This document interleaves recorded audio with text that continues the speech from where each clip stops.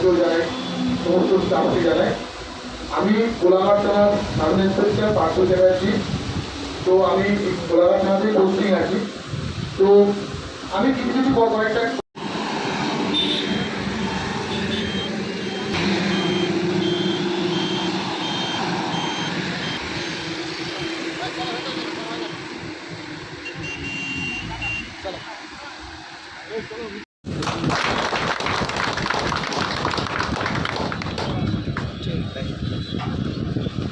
এরপরে আমি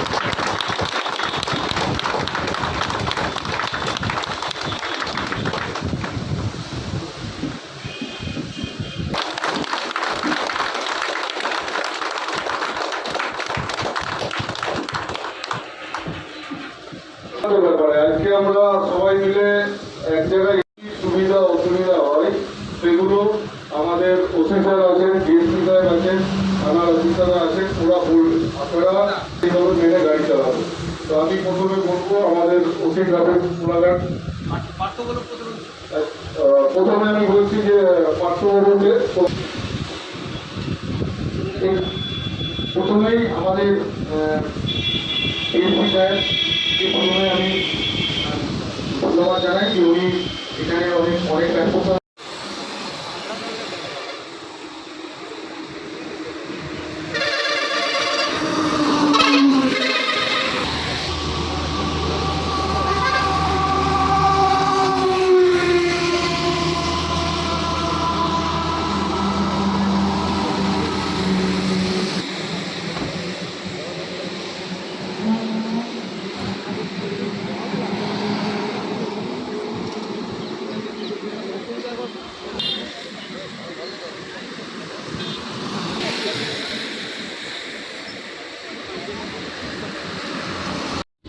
কল্যাণ ইসলামে যে কথাটা বললো অনেক কথা জিনিস আছে যে রাত্রিবেলাতে কিছু আপনাদের ব্রেক হয়ে তারটা ছেড়ে দিয়েছে, কি অ্যাক্সিডেন্টের তার ছেড়ে দিয়েছে, কি আপনাদের টায়ারগুলো ঠিকঠাক আছে কিনা, এই জিনিসটা সকালবেলা বা যখনই আপনারা গাড়ি করবেন বা গাড়ি চেক করে তখন কিন্তু পুলিশ দেখে নেবেন।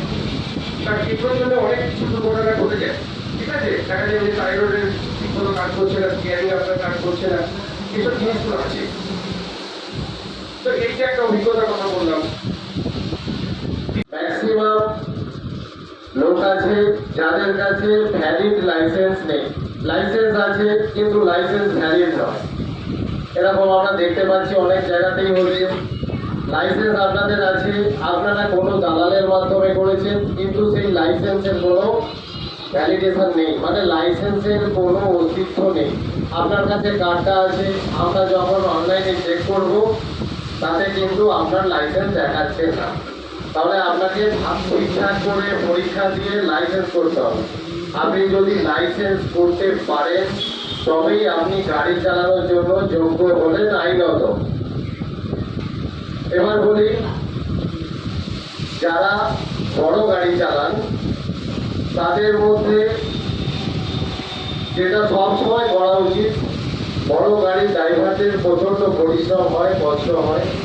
ওনাদের প্রথম এবং সর্বোচ্চ যেটা করতে হবে সেটা হচ্ছে ফোন যদি আসে, ফোন রিসিভ করতে হলে গাড়ি সাইডে রেখেই ফোন রিসিভ করুন। দ্বিতীয়ত, সিট বেল্ট অবশ্যই পড়ুন। বড় গাড়ির এখন সব থেকে বড় সমস্যা হেলপার থাকছে না।